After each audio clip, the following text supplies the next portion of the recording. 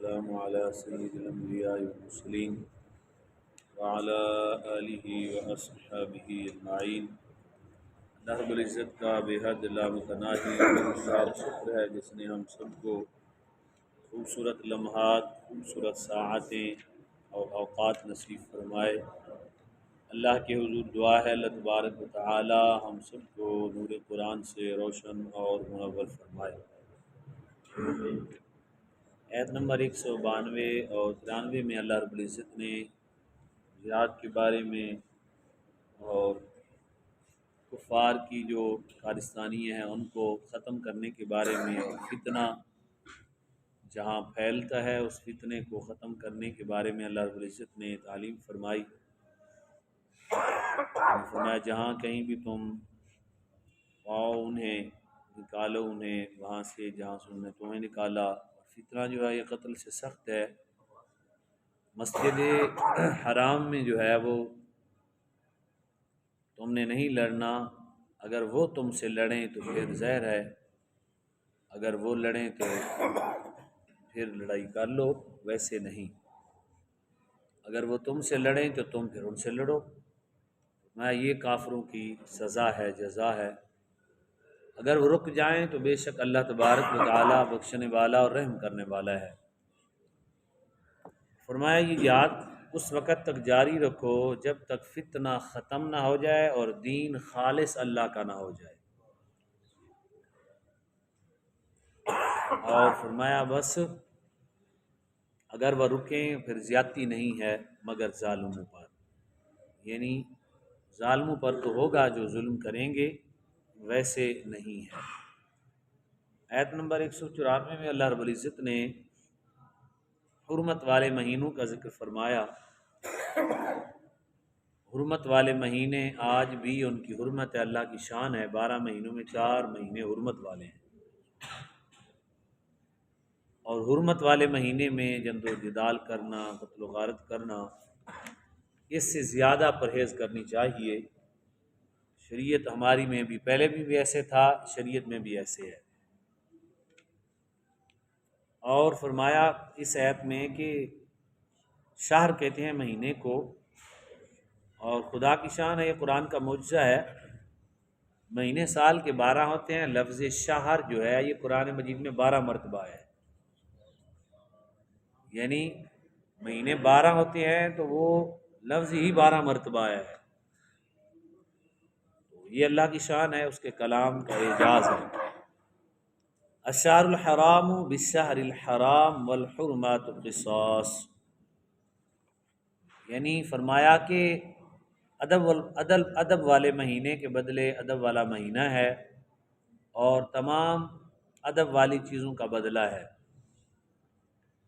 جو تم پر زیادتی کریں اس پر اتنا ہی زیادتی کرو جتنا اس نے تم پر زیادتی کی ہے۔ شریعت میں اگر کسی نے قتل کیا ہے تو اس کو قتل کیا جائے گا، نہ کہ اس کی ساری فیملی کو ہی تباہ کر دیں۔ ہمارے ہاں بھی اس طرح سے ہوتا ہے نا، بیٹا چور ہوا انہیں پیور میں پڑھ لیا، وہ چاچے نے بھی پڑھ لیا، وہ مامے نے بھی پڑھ لیا، اتنے جڑا بستی والا بیا انہوں بھی پڑھ لیا، جنہوں چاہ کٹ دیتا۔ یہ شریعت میں ناجائز و حرام ہے۔ صرف اور صرف مجرم کو سزا ہے، اس کے علاوہ آپ کچھ بھی کسی کو نہیں کہہ سکتے۔ کہیں گے تو یہ گناہ گار ہوں گے اور یہ گناہ ہوگا۔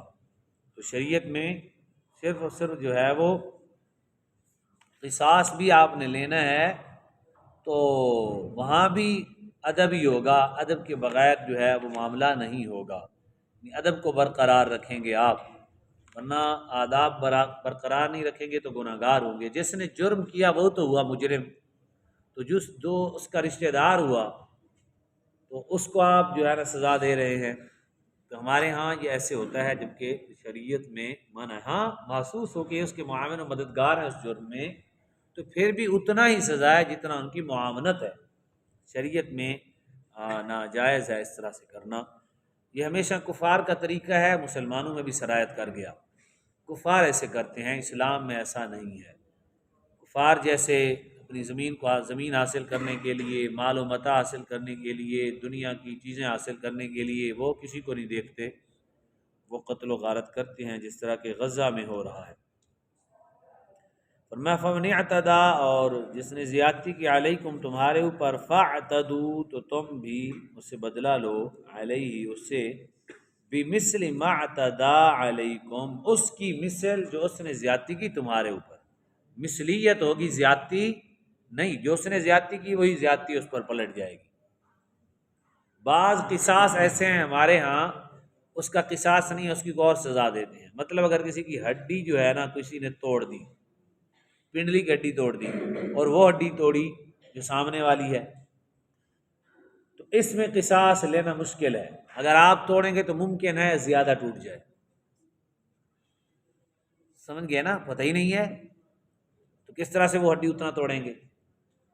تو جہاں یہ شک ہو کہ مثلیت جو ہے اگر ہم لیتے ہیں تو زیادتی بھی ہو سکتی ہے، تب بھی اس کی اور کی سزا مقرر کریں گے زیادتی سے بچنے کے لیے۔ زیادتی کی وجہ سے تو قانون بنا، اگر قانون میں ہی زیادتی شروع ہو جائے تو پھر عدل کیسے قائم ہوگا، پھر انصاف کیسے قائم ہوگا؟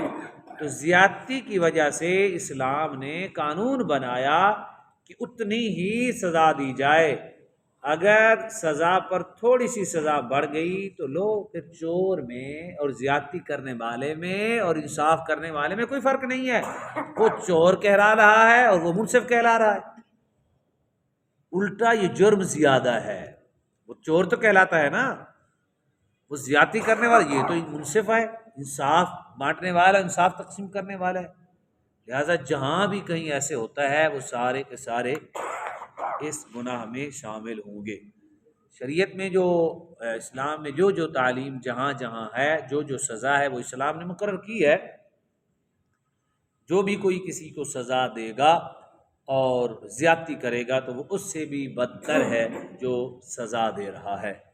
بتائیں کائنات میں ایسا بھی قانون ہے؟ اسامہ بن لادن یہ جی ایک پلازے کو اڑایا، انہوں نے پورا افغانستان ہی اڑا دیا۔ سوچیں ذرا، تو وہ فوج کے ساتھ، پھر اسلام میں فوج کے ساتھ فوج کی لڑائی ہوتی ہے، اور اس طرح سے نہیں ہوتا۔ اللہ تبارک و تعالیٰ معافی عطا فرمائے۔ یعنی ہمارے ہاں کوئی دوست ہیں ملاقات ہوئی، یعنی غزہ میں جس طرح بچے یتیم ہوئے نا اس سے بھی زیادہ ہے افغانستان میں یتیم۔ 18 سال ان کے باپ بھائی شہید ہو گئے، تو ان کے بچے بہت زیادہ یتیم ہیں، یعنی فیملی کی فیملی ان کے یتیم بچے ہیں۔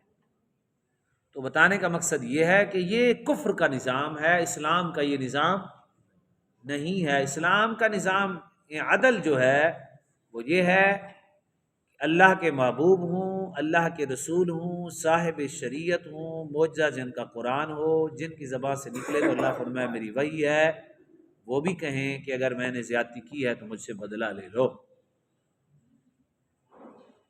یہ سنت ہے رسول اللہ صلی اللہ علیہ وسلم، یہ کہنا، اور خوشی سے آگے سے صحابی نے کہا نا کہ میں نے لینا ہے، 3 مرتبہ جب رسول اللہ نے فرمایا تو امام الانبیاء نے فرمایا میرا کوڑا منگواؤ، وہ آ گیا۔ اس نے کہا جی آپ نے قمیص پہنی ہوئی ہے، میں نے نہیں پہنی ہوئی تھی۔ حضور نے اپنی قمیص ہٹا دی، فرمایا، اور خوش دلی سے سارے کہتے رہے کہ ہم سے لے لیں یہ بدلہ۔ حضور نے فرمایا نہیں، ایسا ممکن نہیں ہے۔ بتائیں کیسا نظام عدل ہے؟ جس نبی کا ہم کلمہ پڑھتے ہیں کیسا ان کا نظام عدل ہے؟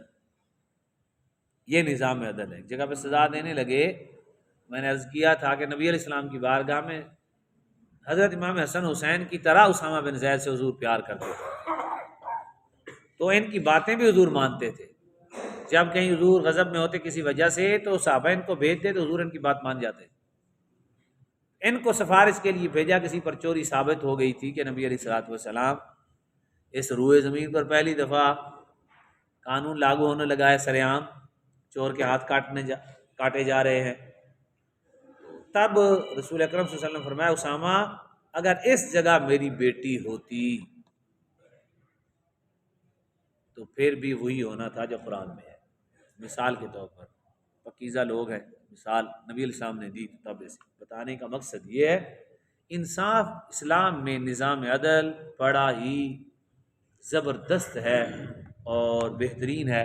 کائنات میں کسی کے پاس ایسا قانون ہی نہیں ہے، ہو ہی نہیں سکتا۔ وہ قانون انسان بناتا ہے اور یہ قانون اللہ نے بنائے ہیں۔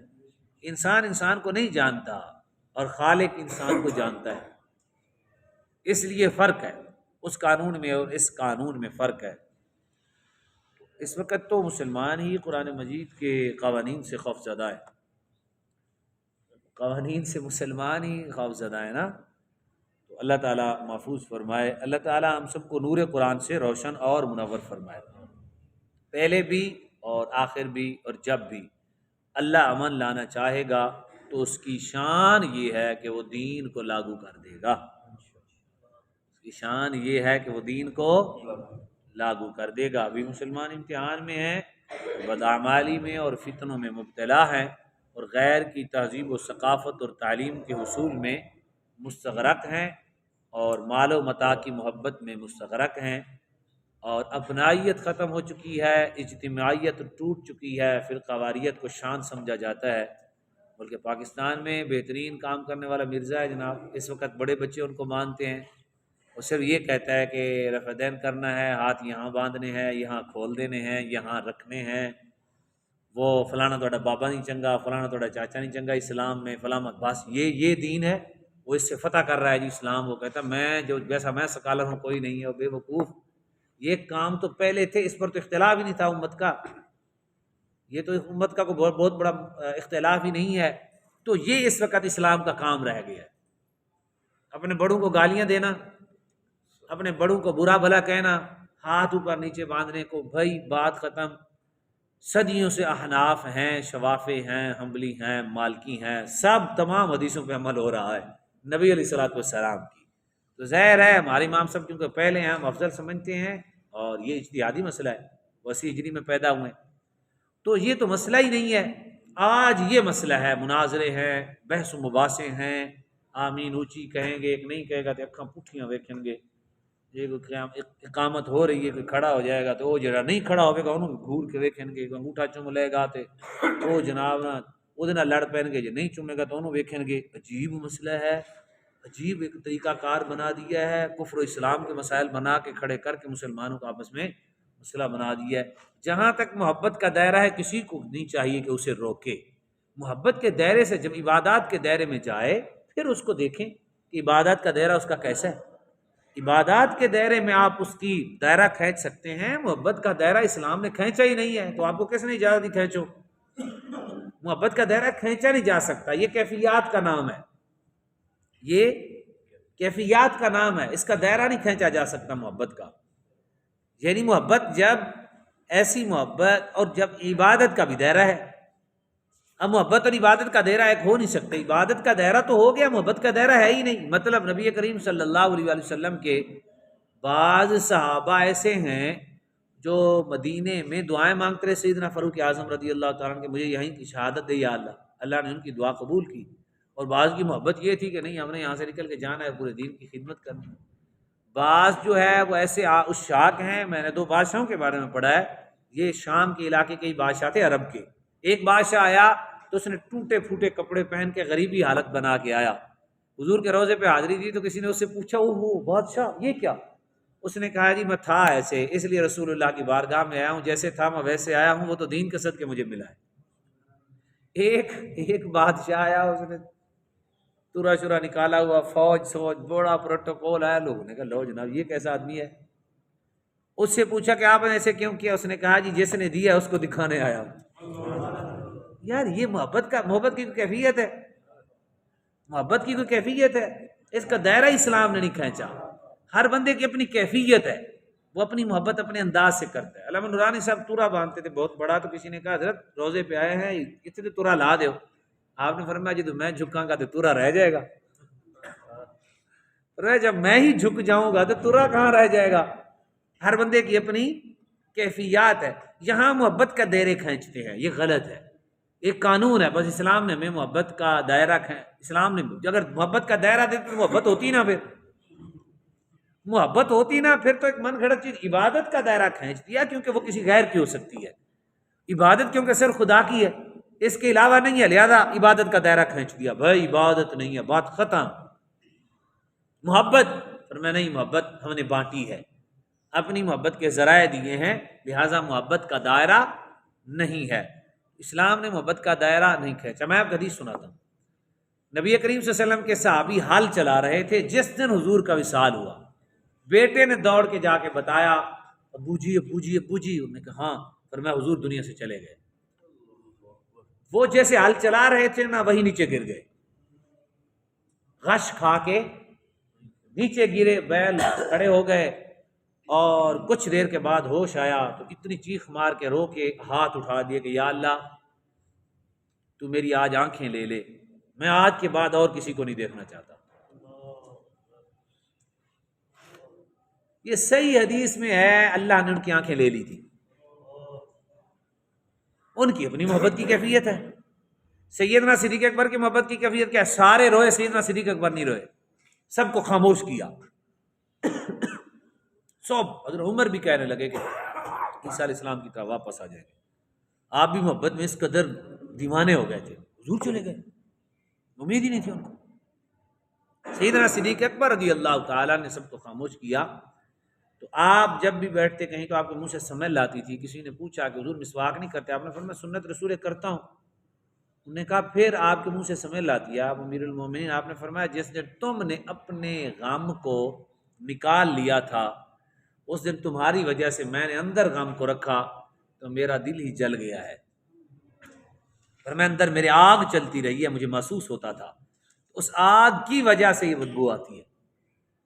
یعنی وہ ان کا اپنا الگ عشق تھا، کچھ کے رونے کی کیفیت کی محبت کا ادا تھی، اور یہاں چھپا کر دین کو بچا کر صحابہ کو راہ پر، یعنی مطلب صحابہ پڑے تھے کوئی گلی میں، صحابہ سب صحابہ کے سر میں جیسے رنگ ہو گئے تھے۔ کسی کے بھی غم میں ایسے نہیں ہوتا، بڑے بڑے محبت والے شہید ہو جاتے ہیں، باپ سر میں جیسا رنگ نہیں ہوتا، یہ حدیث میں ہے۔ سب صحابہ کے کلر سر میں جیسے ہو گئے تھے، سیاہ، ایک دم ان کے جگر ایسے ختم، یعنی جیسے دل بند نہیں ہو جاتا، ان کے دل تو تک چلتے تھے حضور کے دل کے ساتھ، حضور کی اداؤں کے ساتھ، وہ دھڑکنیں ہی بند ہو گئی، وہ دھڑکنیں اس کیفیت پہ نہ چلی۔ تو ہر بندے کی اپنی محبت کی کیا ہے جی؟ تو ہمارے ہاں امت نے محبت کے یہ دیکھیں، رفع دین کرنا اور ہاتھ چھوڑ دینا یہ بھی محبت کی علامت ہے نا۔ نماز تو عبادت ہے، اصل ہاتھ کہاں باندھنے کس کی ادا ہے؟ یہ محبت کی ادا ہے کہ ہم نے تلاش کر کے جو ہمیں زیادہ قرب میں ملے گا ہم اسی کو اپنائیں گے۔ تو امام شافعی نے اپنا لیا جی، ہم نے ہاتھ جو ہے نا وہ ناف کے اوپر باندھنے، سینہ کوئی بھی نہیں باندھتا، سینے پر کوئی بھی امام نہیں باندھتا، یہ پاکستان میں شروع ہوا ہے۔ جو وہاں کے مکہ کے ہیں آپ ان کو بھی غور سے دیکھیں، وہ بھی ایسے نہیں باندھتے، آپ دیکھیں ان کو یہاں باندھا ہوتا ہے، سینے کے نیچے ہوتا ہے، پیٹ کے اوپر ہوتا ہے، ناف کے اوپر ہوتا ہے، وہ بھی نہیں باندھتے اس طرح، یہ دنیا میں نہیں ہے۔ جب بھی پاکستان میں یہ انہوں نے عجیب سا بنا دیا، ایسے کر کے کھڑے ہوتے ہیں، عجیب مسئلہ ہے، یعنی عجیب سا انہوں نے ذہن بنا دیا۔ تو یہ امام شافعی نے رفع دین کیا، امام مالک نے رفع دین نہیں کیا، امام بن حنبل نے رفع دین کیا ہے، امام ابو حنیفہ نے رفع دین نہیں کیا، ان کی اپنی اپنی تحقیق ہے، ان کو اپنی اپنی حدیثیں ملی ہیں، اور خلفاء راشدین نے نہیں کیا۔ آپ خلفاء راشدین کا رفع دین ثابت نہیں کر سکتے، چاروں خلفاء نے نہیں کیا۔ تو بتانے کا مقصد یہ ہے کہ سمجھنے والی بات ہے۔ اچھا پھر بھی اس پہ فساد نہیں کیا امت نے آج تک 14 صدیوں میں کسی امام کا فتویٰ نہیں ہے جو رفع دین نہیں کرے گا نماز نہیں ہوگی، یا کرے گا تو نماز نہیں ہوگی۔ جس سے مرضی، شافعی سے پوچھیں، حنبلی سے پوچھیں، مالکی سے پوچھیں، وہ کہیں یعنی شافعی سے پوچھیں رفع دین نہ کریں تو نماز ہو جائے گی، وہ فتویٰ دے گی کہ ہو جائے گی۔ جائیں آپ حنفی سے پوچھیں، حنفی کو مسئلہ لے کے پوچھیں جی رفع دین کریں تو نماز ہو جائے گی، حنفی کہے گا ہاں ہو جائے گی، شاید بس نیچے اتنا لکھ دیں کہ اگر شافعی ہوگا تو ہو جائے گی، کیونکہ امت میں دراڑ پڑتی ہے۔ یہ تو مسئلہ ہی نہیں تھا، امت میں کیا کیا مسائل بنا دیے، اس وجہ سے آج ہمارے اوپر مسائل ہیں۔ اس وجہ سے محبت کے دائرے کو کھینچ کر لوگوں کو محبت سکھلا رہے ہیں، جبکہ ایسا نہیں ہوتا۔ آپ بتائیں، آپ میں سے ہر کسی کی حضور کی محبت کی ایک کیفیت ہے، ہر شخص کی اپنی کیفیت ہے۔ اس لیے میں بھی کہتا ہوں کہ محفل میں بیٹھے ہوئے احباب پر اپنا انداز نہیں تھوپنا چاہیے، ہاتھ اوپر کر لو، نیچے کر لو، سیدھے ہو کے بیٹھ جاؤ، یہ کرو۔ ہر بندے کی محبت کی اپنی کیفیت ہے، کوئی رو کر محبت کا اظہار کر رہا ہے، مسکرا کر محبت کا، کوئی او کرتا ہے، کوئی آ کرتا ہے، کوئی سبحان اللہ کسی کے منہ سے نکل جاتی ہے، کوئی ہائے کرتا ہے، کوئی چیخ مار دیتا ہے۔ ہر بندے کی اپنی کیفیات ہے۔ تو اسلام میں یہ طریقہ کار ہے، اس لیے اسلام جو ہے وہ زیادتی جہاں بھی ہوگی اسلام فوراً، زیادتی کہاں نہیں ہے جی، قصاص میں زیادتی جائز نہیں ہے، کہیں بھی زیادتی جائز نہیں بولیں گے، کبھی بھی تقریریں نہیں ہوں گی، وہ خطاب بھی نہیں ہوگا، صرف وہ رفع دین پڑھ کے بیٹھے ہونے سارے، وہ سارے اس پہ بات نہیں ہوگی۔ قصاص میں زیادتی نہیں ہے، عبادت میں زیادتی، اگر جائیں گے آپ کو کسی عبادت میں کسی اور کی بات کریں گے تو شرک ہو جائے۔ محبت میں حضور کی محبت کی حد ہی اللہ نے بیان نہیں کی۔ آپ جان دے دیں، آپ روئیں، کپڑے پھاڑ دیں، چیخیں ماریں، مدینہ مدینہ کریں، رسول اللہ کا نام لیں، ہر کسی نے اپنے اپنے ادا کو اپنایا ہے، کوئی نہیں روکا جائے گا۔ ہر شخص کی محبت کا دائرہ اسلام نے کھینچا ہے۔ اولاد کو اور باپ کو محبت ہے، بیٹی اور باپ کو جب جوان ہو جائیں گی تو باقی ساری محبتیں برقرار رہیں گی، ایک بستر پہ نہیں سو سکتے، منع کر دیا شریعت، یعنی ایک محبت کا دائرہ کھینچ دیا ہے، یعنی وہ ایک جگہ آگے جا کے جہاں حد شریعت آ جاتی ہے، کیا آ جاتی ہے؟ آگے حرام آ جائے گا نا، تو اسلام نے کہا محبت یہاں تک ہے۔ اب رسول اللہ صلی اللہ علیہ وسلم یعنی وہی عبادت کا دائرہ آگے آ گیا، اللہ کے حکام کا دائرہ آ گیا، جہاں حکام کا دائرہ آیا بس بات ختم۔ اور احکام کے دائرے میں بھی اسلام نے 3 چیزیں اور بات ختم کر دی تھی۔ اسلام میں 3 چیزیں ہیں، حکم اور روکنا، کیا کرنا؟ آرڈر کرنا، روکنا، بس یہ 2، اور تیسرا پھر جائز رکھ دیا، سارا کچھ باقی آپ کے لیے جائز ہے۔ شریعت نے جو روکا اس سے رک جائیں، شریعت نے جو کہا اسے کریں، اس کے علاوہ کسی کی جرات نہیں آرڈر کرنے کی۔ یہ خطباء بھی آرڈر کر رہے ہوتے ہیں، مولوی بھی آرڈر کر رہے ہوتے ہیں، مسلکی فساد کی وجہ سے بھی لوگ ایک دوسرے کو آرڈر کر رہے ہوتے ہیں، ایسے نہیں ہے، رسول اللہ نے ایسے کہا ہے اپنی طرف سے، اور یہ جہنم کا ٹھکانہ ہے۔ اس لیے باقی سب کچھ جائز رکھ دیا گیا۔ بریانی کھائیں آپ، چائنیز بریانی کھائیں آپ، سندھی بریانی کھائیں، ورنہ تو مسئلہ بن جائے گا۔ بھئی حکم پہلے لاؤ، آرڈر لاؤ، کھانا کیسے ہے؟ حضور نے جو کھایا پھر وہی کھائیں گے، جیسے حضور نے کھایا وہی کھائیں گے، پھر کھانے کے وہی۔ تو اس لیے محبت کا دائرہ نہیں کھینچا، عبادت کا دائرہ کھینچ لیا، بات ختم ہوگی کہ نہ ہوگی؟ ایک چیز کا دائرہ کھینچ دے دوسرا خود چھوڑ دے، ختم ہو گیا۔ جب دوسری چیز آ کے اس سے ٹکرائے گی اس کا تو دائرہ ہے نا۔ اس لیے امر کا اور نہیں کا دائرہ کھینچ دیا، جائز کو درمیان میں رکھ دیا۔ اگر جائز جا کے امر کو ٹکراتا ہے تب بھی ٹھیک ہے، امر میں آپ غلط کر رہے ہیں، نہیں کو ٹکراتا ہے آپ کا جائز مسئلہ تو پھر بھی آپ ٹھیک ہے، پھر ادھر چلے گئے، دائرے اگلے دائرے میں داخل ہوں گے تو تب آپ پر حکم جاری ہوگا۔ محبت کے دائرے میں رہ کر آپ پر حکم جاری نہیں ہوگا۔ تو کیسا صاف شفاف بہترین اعلیٰ عرفہ اسلام ہے، اور اس کی تعلیمات ہیں، اتنا وسیع اور اسلام چند جملوں کے اندر بند ہے، فساد کی ضرورت ہی نہیں ہے۔ لیکن جس کا شیوہ ہی فساد کرنا، جو یوٹیوب پہ مشہوری فساد کی وجہ سے ہوا ہو، ہمارے ہم مثال دیتے ہیں نا، ایک مولوی صاحب کوئی سنتا نہیں تھا، اس نے کہا کتا حلال ہے، وہ سب مولوی نے کوئی اجتماع شروع کر دی، اس کے خلاف تقریریں شروع کر دیں پورے علاقے میں، وہ سارے مسائل بن گئے۔ اب سب علماء نے فتویٰ دیا، پولیس وغیرہ سارا کچھ جب اکٹھا ہو گیا، جیسے ہی ہوا تو اب ہوا یہ کہ اللہ تبارک و تعالیٰ معافی عطا فرمائے، اس نے کہا کہ اچھا، انہوں نے کہا کتا حلال ہے، اس نے کہا ٹھیک ہے کتا حلال ہے تو ٹھیک ہے۔ انہوں نے کہا اتنا تو نے ہمیں مصیبت میں ڈالا تو پہلے ہی مان لیتا۔ اس نے کہا میرا دل سی مشہور ہونا، میں نے کوئی جانتا ہی نہیں سی۔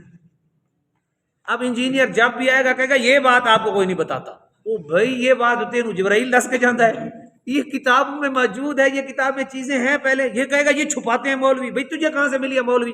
ساری کتابیں تو مولوی نے لکھی ہیں، تجھے کہاں سے ملی ہے؟ پیٹ سے علم نکلتا ہے، صرف اور صرف ایک نیا سوچا چھوڑتا ہے، اور لوگ دیکھیں کہیں گے ہاں یار۔ اب جس کا مطالعہ نہیں ہے، جو علماء کے پاس نہیں بیٹھا، وہ کہے گا کہ واقعی یار سانو نہیں دسیا، بھائی تو کہہ دے کو پوچھا تو انہوں نے نہیں دسیا، بتانے کا مقصد۔ اور وہ ایسے مسائل جو صرف عالم، یعنی ڈاکٹر ہے ایک ڈاکٹر، وہ اپنی ادویہ کے بارے میں ساری چیزیں تو نہیں بتاتا، اسی طرح فقہا بھی سارے مسائل ہر بندے کے لائق ہی نہیں ہوتے، وہ ہر بندے کو نہیں بتاتے، اور وہ مسائل نکال کے اس کے غلط معنی کر کے وہ کر دیں گے۔ اللہ تبارک و تعالی محفوظ فرمائے۔ اسلام میں زیادتی جائز، جہاں بھی زیادتی ہو ہماری تجارت بھی حرام ہو جاتی ہے۔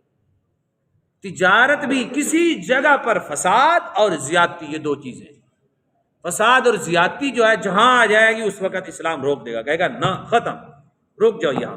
زیادتی اور جو ہے نا وہ فساد بالکل اسلام نہیں چاہتا۔ اللہ تعالی ہم سب کو، جہاں تک ہم نے اگر کسی سے زیادتی کی، اللہ سے بھی ہم معافی مانگتے ہیں، اگر ہمارے ذہن میں آ گیا تو انشاءاللہ ہم اس سے بھی معذرت کریں گے انشاءاللہ تعالی۔ معاف کرنے والا اللہ۔ سبحانک اللہم